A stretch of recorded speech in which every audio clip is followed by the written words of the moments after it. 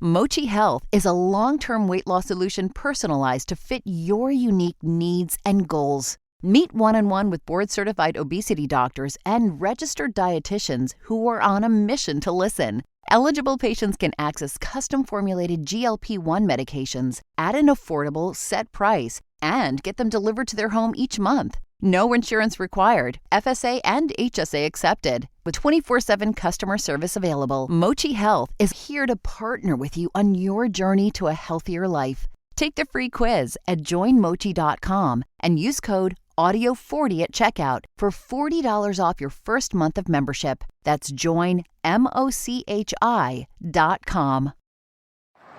Welcome back to another episode of Investies. I'm your host, Linda Garcia. I apologize for the terrible background. I know this doesn't sound like our usual setup. I am currently breaking quorum. What this means is that we need a full body in order to vote for a specific bill. Right now, we are fighting Trump's redistricting. He is asking Governor Greg Abbott to give him 5 congressional seats. This is unconstitutional and illegal in the state of Texas.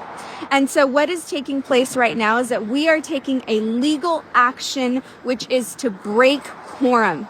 We have left the state of Texas. We will not be on the House floor in order to vote for this gerrymandering redistricting. We are fighting Trump with all of our options. I appreciate your patience as I move through this process.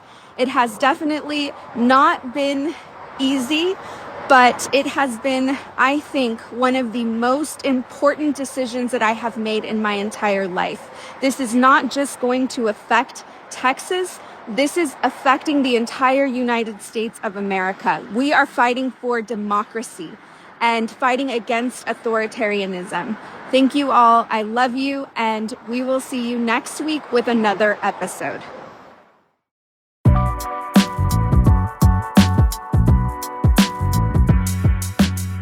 Welcome back to another episode of Investies. I'm your host, Linda Garcia. This week on the podcast, we are going to do something a bit different.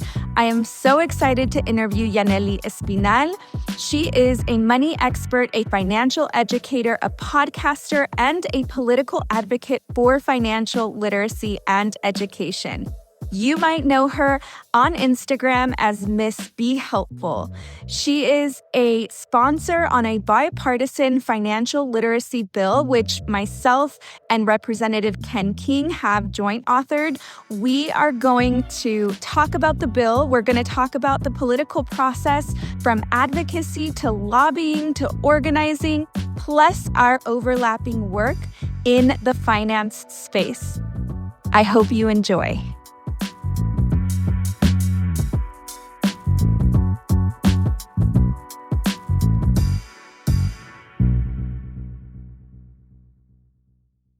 Yaneli, thank you so much for being with us today. I'm so excited to get to talk to you. Girl, I'm so excited because, first of all, investing as a topic is such a passion for both of us. I have your book like right behind me on my bookshelf, but then also the fact that we get to work together for this Texas bill. It's just like the perfect way to kick it off. So I love that you're having me. I'm excited for this chat, girl. Yes, I'm so excited as well. I wanted to really bring our listeners into the fold of what you're doing because I think it's incredible work. And I think that so many of us don't know how to participate in politics in this way. And now that I'm here in the House and I'm getting to experience this world, I understand the importance of advocating here on a local level inside the building, testifying on bills, having someone carry a bill. I want to talk to you about how this space opened up, how you got started. Most folks that are listening right now, don't have any idea that they can even advocate for a bill or work to get a bill passed. We tend to think that this is something that an elected official has to do, but that's not the case. Can you walk us through how you got involved in politics and how this journey unfolded for you. Yeah, I mean, first of all, thank you. You are an inspiration to me. So for you to say that I'm inspiring is like, girl, what? Your story is so amazing. And I think that we need more conversations like this. So just so glad it's happening. But, my story definitely goes back to like I was a regular high school kid who didn't really know much about money, politics, really much of anything. But I got so lucky and I got a scholarship to college. And, I was one of those like very nerdy kids. I was always applying myself. I took a lot of AP classes. So I always thought like I'm going to go to college, but I didn't know if my family would be able to afford it. And so I had a lot of really good support around making sure that I understood if you're a high achieving student and you come from a low income family. I'm first gen. My parents have always been low income and they're immigrants from the Dominican Republic. So like that mix was able to really put me on a path to get scholarship money. So I didn't have to really pay for tuition, room and board, or anything like that. And while I was in college, I knew that I wanted to do something with public service. Like I thought I wanted to work in museum education, but I interned at some museums and I really didn't like it. So I ended up getting recruited straight into a program called Teach for America right when I graduated college. And that I think was kind of the start of me just understanding like education from a different perspective. Because every one of us, we think we know how schools work because we've been students in the seats, right, in the schools. But it really changes when you become the teacher or when you become an administrator. And so working in a school teaching students, that gave me my first like peek into how education has really not changed for decades. And like when I was in school as a student, we weren't learning anything about financial literacy, money management, nothing about how money works, banking, your credit system, like nothing. And so when I was a teacher, I realized, okay, how can we get more of this into the classroom? And I really didn't know how to do that. I was doing my own little projects, like I would do social media stuff. I would do workshops around the community. But in 2018, I was contacted to be a guest speaker on a podcast at a nonprofit organization called Next Gen Personal Finance, which for short is NGPF. And I never heard of it. I didn't know what it was, but I joined the podcast as a guest. And I just talked about like my passion for financial literacy and why I started my YouTube channel and why I was doing content on Instagram around this and that we needed more conversations around it. And come to find out, that organization had an entire curriculum for financial literacy for high school for free. So they essentially are nonprofit using their money to create curriculum, videos, arcade games, lesson plans for teachers, exams and quizzes, like anything that a teacher would need to teach financial literacy was pre-created and available for free on the website. So I started playing around with it and I was like, wow, this is amazing. Like I wish I had this when I was a teacher. And I actually joined full time in 2018, a few months after I was a guest on the podcast. I joined the team full time. And so I started working with training teachers because a lot of the teachers who want to teach the class, they don't know about financial literacy themselves. We can talk about that a little more later, but we started doing teacher training and I would teach investing, basics, advanced investing, all of these courses, taxes, insurance, and different workshops. And then we looked around and we're like, you know what? It's so great that we're giving all of this financial literacy resources and curriculum and everything for free. But a lot of teachers are not going to use it if they are not required to teach this class, because then they have to kind of go above and beyond their job and make time to learn this content, make room in their class, which already has a bunch of other things they have to teach. And so there's not a lot of teachers that are going to do it. So in 2021, we decided, you know what, we need to find a way to allow teachers to make sure that they have room because it's required to teach it. So how do we do that? Teachers were already doing a lot of advocacy on the grassroots level, but we knew we needed to kind of go a little bit from both levels, grassroots and top down also. So in 2021, the organization that I work at, which is called NGPF, we created an affiliated organization. So we have another nonprofit, which is kind of like our sister, our cousin. And that organization is called the NGPF Mission 2030 Fund. I also work there. So I got a lot of jobs. So essentially, that's how I got into this education and politics work, because in 2021, we started actually working with public policy officials, leaders, lawmakers like yourself in all of these different states. And crazy to think about the stats, because in 2018, when I started, There were only like 5 states that required financial literacy in high school. Then in 2020, during the pandemic, everybody was talking about how we need financial literacy. We're not really prepared for this. There were 8 states. So 3 more had passed a requirement by law. Today, there's 27 states. And because of your bill with Rep. King, because of House Bill 27 in Texas, we're very, very close to Texas becoming state number 28. So we've come a long way in just a few years. Yeah, so, we've tried to pass this bill before in the state of Texas. By we, I just mean legislators in the state of Texas, not myself personally. But it hasn't passed, and there was actually a big fight because of the development on curriculum surrounding it. So that was really the biggest form of resistance that we had around not having a standalone financial literacy course. Because as it stands right now, Chairman Ken King previously passed a bill for a financial literacy course that was an option, and then the economic course was also an option. And what we found was that teachers were leaning towards just teaching economics and not teaching the finance portion of the course as an easy way out to circumvent financial literacy as, not being an accessible curriculum for teachers. So, this was something in my heart that I ran on, that I wanted to pass and strengthen. And it was serendipity. God, the universe, whatever you believe Everything, in, all that at once. everything that, we were already aware of one another's work because you're also a published author. And I definitely want to share with our audience about your book and where they can find more of your work. But getting to, collaborate on this effort, and also, having to be strategic and having to let go of my ego because I wanted to pass this bill under my name. That's an ego thing. And it's not that I wanted to pass it under my name, because first and foremost is always the children. But it was something that I ran on.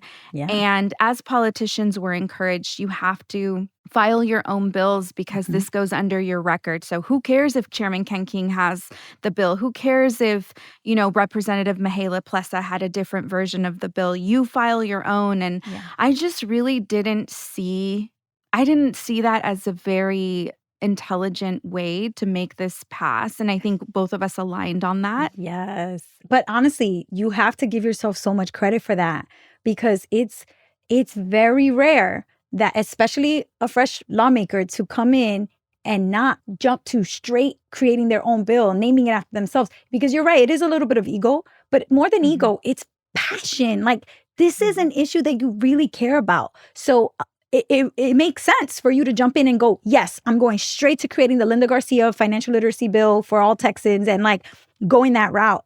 But when we spoke, you already said to me, like, I don't think that makes the most sense. And I was like, you are absolutely right.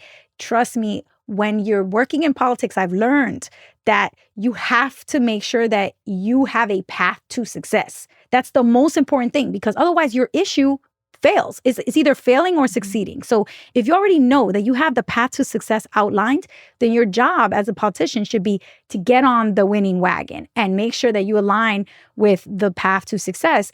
Now, of course, you want to make sure along the way you're doing everything in a way that aligns with your values, right? You don't want to compromise your values. But if you can figure out a way to do that and still end with success for your issue, that's really the best route. And I'm so glad that we were able to like build trust right away, work together. And like, I knew it was going to go far, but it took you making that initial choice to put your ego aside, to put your own maybe potential name on a bill to the side and focus on the issue succeeding. And that's huge, huge. It really is. And, at the beginning of all of this, we didn't know where any of us were going to land in terms of what committees we were going to be in, the amount of power that we were going to hold. And it just so happened that you all had, picked Chairman Ken King, which is incredible. And then he just so happened to be in a lot of favor during this session. And so it really worked for us. We got to have it be a priority bill for the speaker, which is incredible. But I want to take it a little bit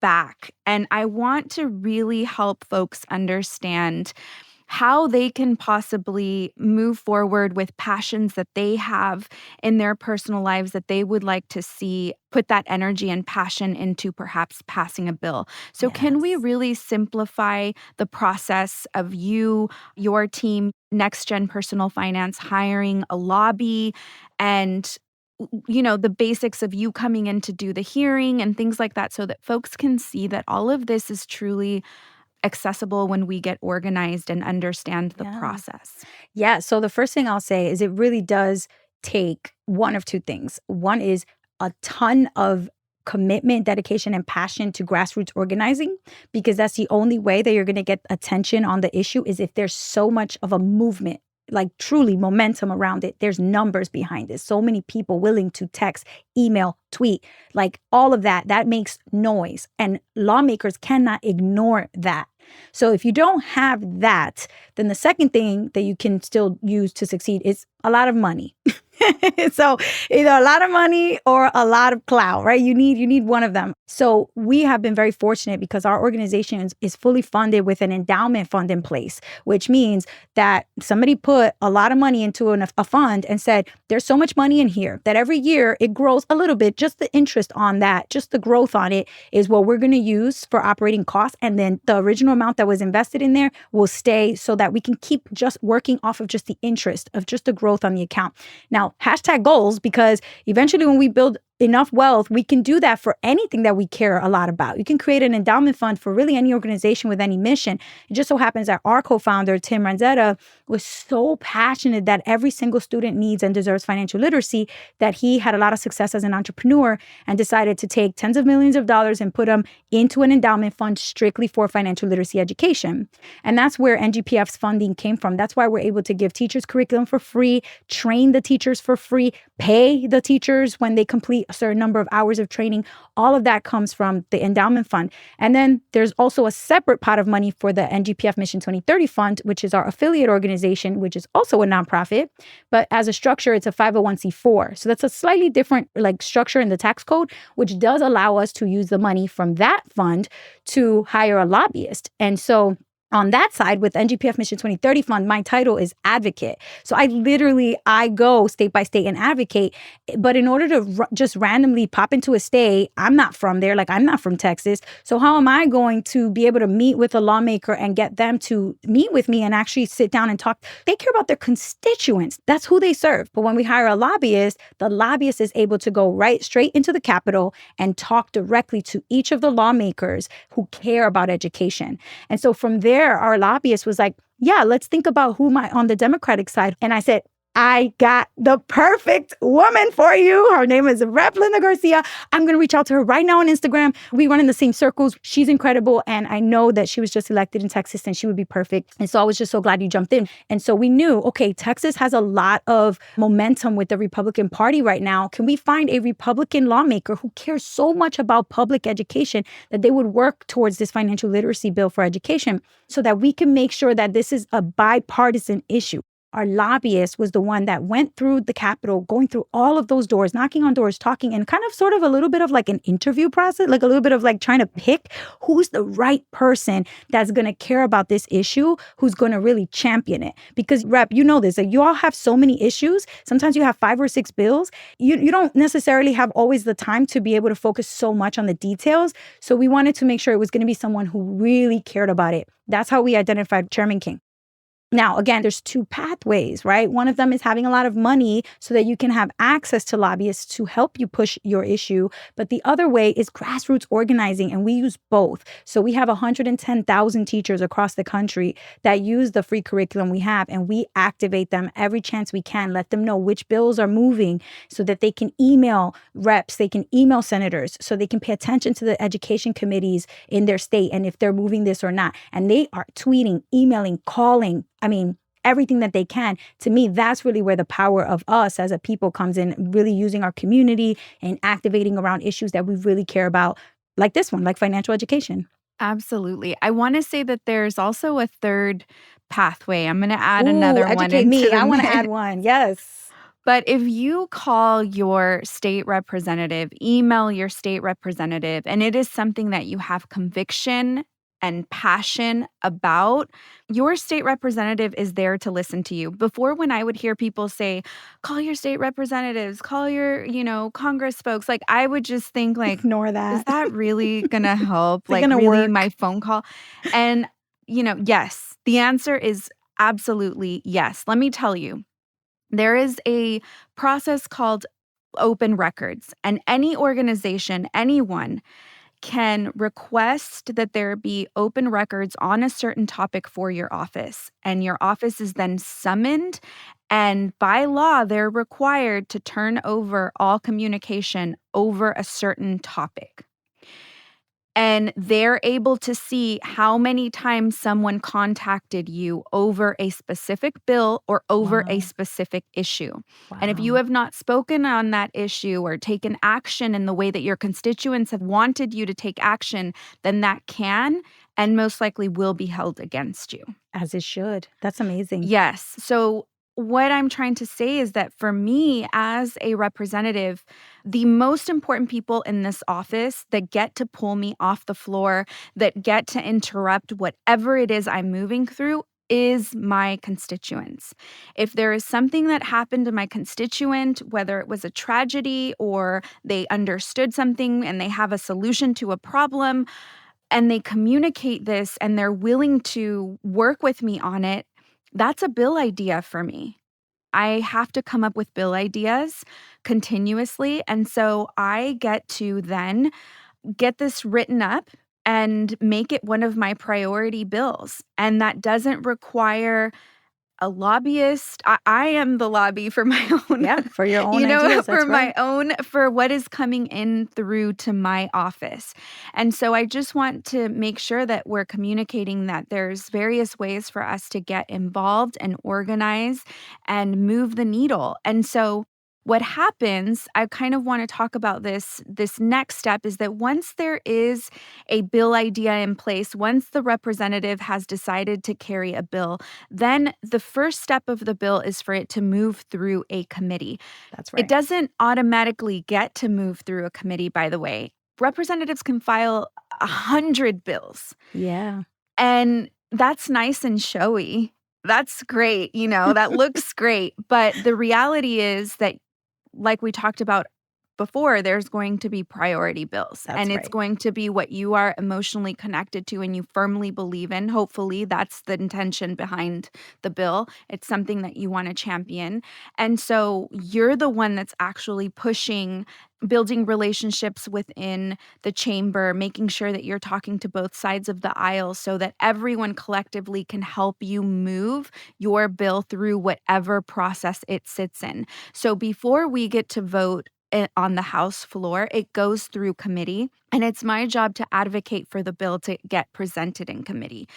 When we are in committee, we then have folks come in from everywhere to testify, right? And Yes. so can you talk to us a little bit about the process of testifying and you coming in to do that and how it impacts the entire process? Yes. So, I mean, this is the key because this is the day when lawmakers get to hear from the public. Like, we get to come into the state capitol and tell them exactly what we believe and why we care, whether it is that we don't support a bill or whether we do and why. So it's very powerful to have public testimony.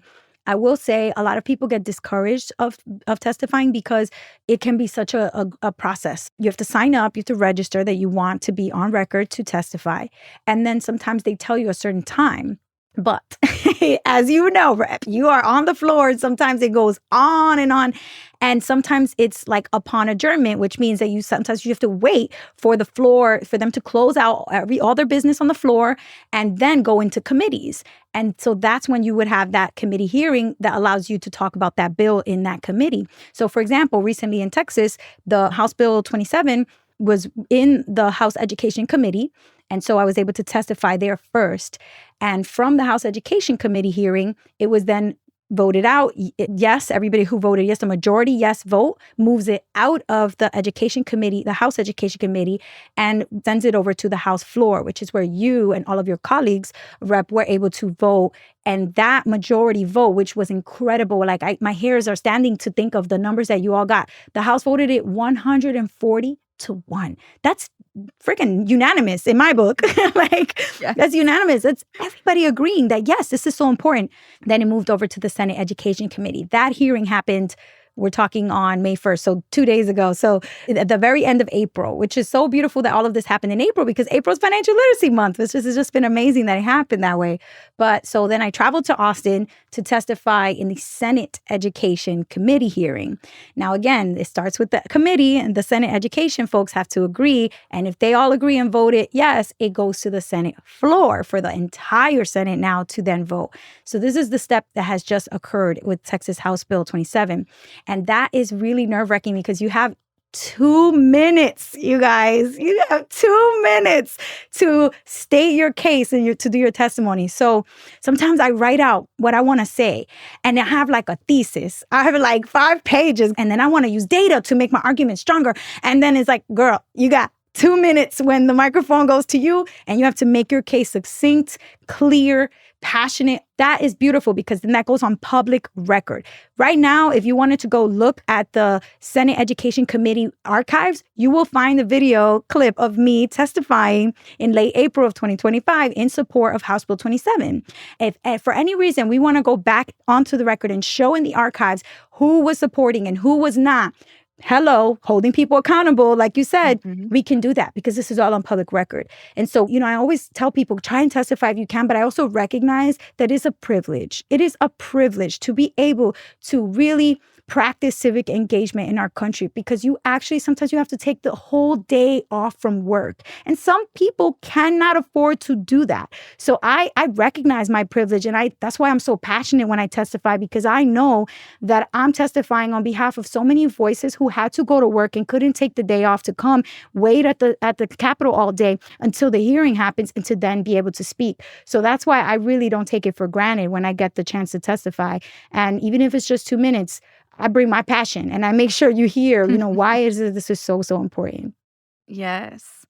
Thank you so much for explaining that. But more importantly, thank you so much for your advocacy and the work that you're doing. It's so important. I am obsessed with this bill. You know that. I think that this is the silver bullet to a lot of our country's issues. Yes. And I think that there's something magic that happens when you start to, learn financial literacy and begin to ingest it and begin to understand it. A lot of the times we think that we may not be good with money, and it's not that we're not good with money, it's that we haven't been taught, we haven't had access to the resources, and like everything else, working with money and learning about money is a practice. It's continuously changing, and you're identifying new things about yourself and how you're reacting to a certain monetary experience. We just clocked in an official recession yesterday.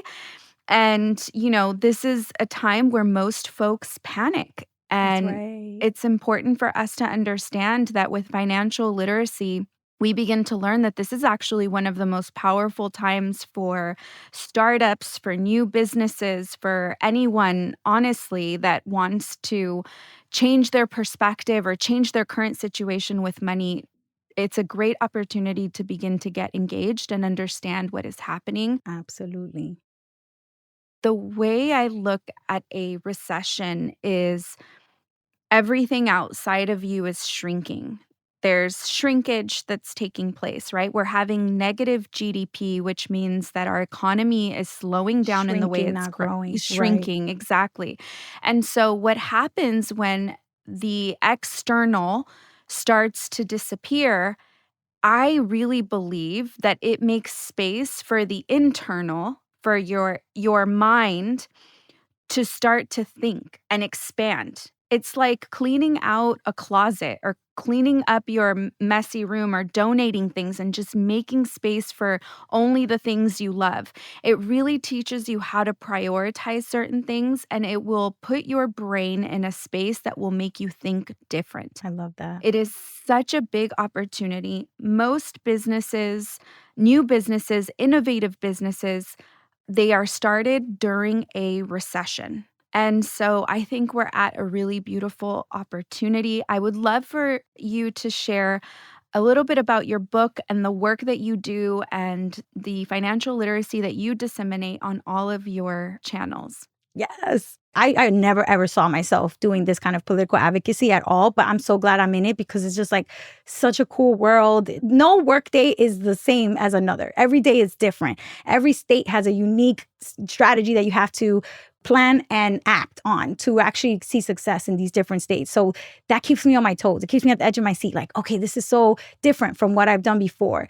And in teaching, when I was a teacher, it felt like the same thing day in and day out. Now, I love teaching. Shout out to all my teachers. But for me personally, I like thrive on new challenges and something different every day versus like the same routine every day. So I knew, okay, this is really something I'm going to be passionate about because of how much it keeps you on your toes. But going back, like, I didn't even know how to get started talking about financial education. I had paid off some credit card debt on my own, and I had like read all these books about money, and I was just very passionate about it. So I started creating YouTube videos on my channel, Miss Be Helpful. And then I started getting, 5,000, 10,000, 20,000 subscribers, comments from people all over the world saying that my videos help them understand money better and how to budget better. And, the difference between a debit card and a credit card, just basic things that some people just never really get taught. And then from there, I was like, so many of my subscribers, they keep asking me if I have a book. Oh, do you have a book? Do you have a book? And I was like, no, I don't have a book. But then I said, you know what? I'm going to say yes. Next time they ask me, do you have a book? I'm going to say, yes, I do have a book coming soon because it's, in business, right? If there's an opportunity in the market, people are asking you for something, stop saying, no, it doesn't exist and create it. Like there's a demand for it. So I said, I'm going to write a book. And I decided to do that. But when it comes to writing, I'm so critical of myself. I'm so specific about like the grammar and the spelling. Everything has to be perfect. I'm just so harsh on myself. But how I was able to get my book done, I use voice typing. So I actually just spoke my book into existence. I use my talents, right? I love to talk. I love to speak. So I was just talking out loud about what it is that I want to teach and what are the important lessons and what stories from my childhood that I remember that were most instrumental into me understanding like the different things around money, like the fact that my family didn't have a lot of money. And so I recorded a lot of voice notes and I did voice typing a lot into a blank Google Doc. And then all of that combined into one giant document that we were able to edit and cut down and clean up and tighten up and revise to send it as the draft manuscript for my book. So it's called Mind Your Money. It's very basic financial literacy, great for somebody who's fresh out of college or fresh out of high school, or maybe they're doing their first or second job out of college and just starting to kind of get their toes wet with receiving their own paycheck. And what's this 401k thing that my job is telling me about? Like my book is really good for beginners.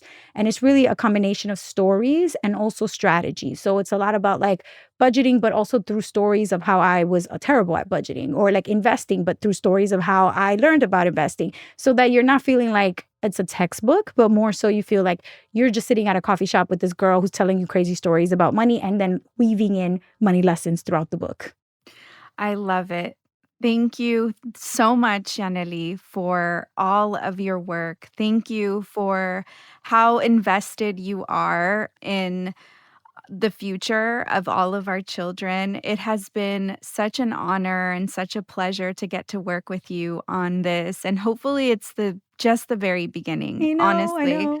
Hopefully we get to do more stuff together in the future. I appreciate you believing in me and advocating for me through this process as well. It has blessed me in so many more ways than you can imagine. Like, that makes me so happy. Yeah. Honestly, I could not picture a better person to be the face of this bill, to be the one driving this effort, because truly, like, I mean, I've read your book. I know your story and your passion for it, but like, how this really drives our communities to understand it's more than just money, right? This is like truly a tool for empowerment. And your story is like the perfect story for that, for how this can truly change your life and transform your life.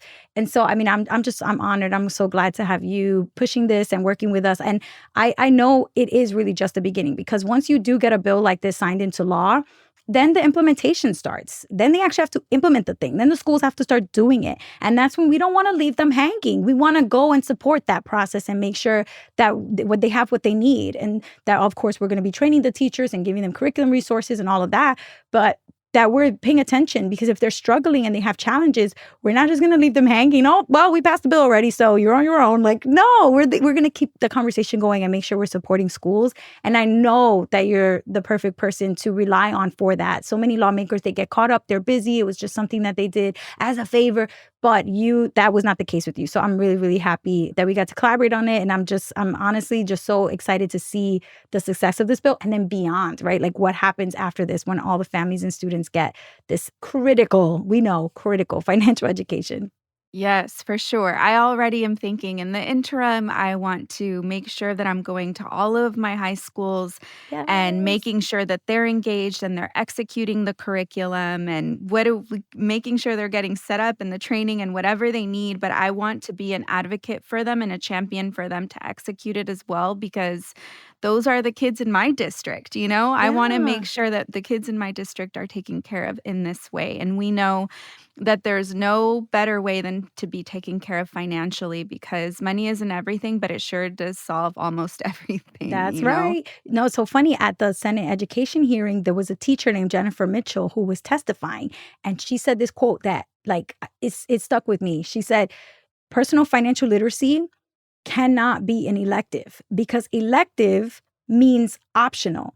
But financial literacy, knowing how to deal with your money, is not an option. Yes. It's not something that is optional in life. You must figure out money regardless of whether you end up being a teacher, a doctor, a lawyer, whether you become an airman in the Air Force, or, join the Army, or whether you start your own business, or whether you're a custodian, or whatever you do for money, you will make money and you will have to understand that money. So it's not optional. And I was just like, yes, that's exactly what we've been trying to drive home. It can't just be an elective. It's not just optional. Every single one of us has to navigate money. And so, to your point, like, it's one of the most critical aspects of our lives. It's not the most important thing. It's not the end all be all. It's not everything in life, but it directly connects to so many other outcomes for us, for health outcomes, for nutrition outcomes, for opportunities that we have, whether you're able to travel or not, what kind of lifestyle you can provide for yourself and your family.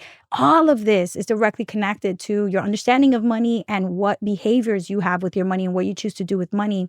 So I think, like, earning income, understanding how to navigate your budget, your investments, your insurance, protecting your money, taxes, all of these things are so important. And that's exactly what this personal financial literacy class teaches. Yes. Yes. Thank you so much for joining Thank us today. you. Where can we find you? So if you like the work that we're doing at NGPF and you want to check out the free curriculum and the free games and lessons and all that, you don't have to create an account to access it. You can go right now, ngpf.org, and check out all the resources. It's all free. You have to be a teacher to create an account and actually access the workshops and the answer keys, but everybody can still access the games and the lessons. So that's ngpf.org. And then if you want to follow me on social media, that's Miss Be Helpful, MISSBE Helpful. And that's on Instagram, on Facebook, on Twitter, on YouTube, all the places, on LinkedIn, all of those places. You can search Miss Be Helpful and I'll pop up. And then if you want to check out my book, or you want to buy a couple copies of my book for your local school, that's really a great thing. You can get the book at mindyourmoneybook.com. And what about your podcast? Let us know about your podcast. Yes. So 2 podcast projects I'm working on. One right now is with Marketplace, where I host Financially Inclined, which is a podcast for teenagers specifically. So if there's a teen or college kid in your life who needs money lessons, Financially Inclined from Marketplace. It comes out every Friday. We just wrapped season 4 and we've covered so many different topics. And then I have a podcast called Mind Your Money with Miss Be Helpful, which has probably maybe 5 or 6 seasons already out about tons of different topics. And I've interviewed a lot of different women specifically because, women are very underrepresented in finance. So I wanted to overrepresent them on my podcast. And I'm going to be bringing it back with a lot more focus on topics from my book, which also shares the name Mind Your Money, and a little bit of a lens into the advocacy work. Because I've been doing this for a few years and I haven't talked a lot about it because it's like me trying to figure it out and navigating this whole new piece of my career. But I get a lot of questions about it. So we're going to be doing a series focusing just on advocacy like we had our conversation today.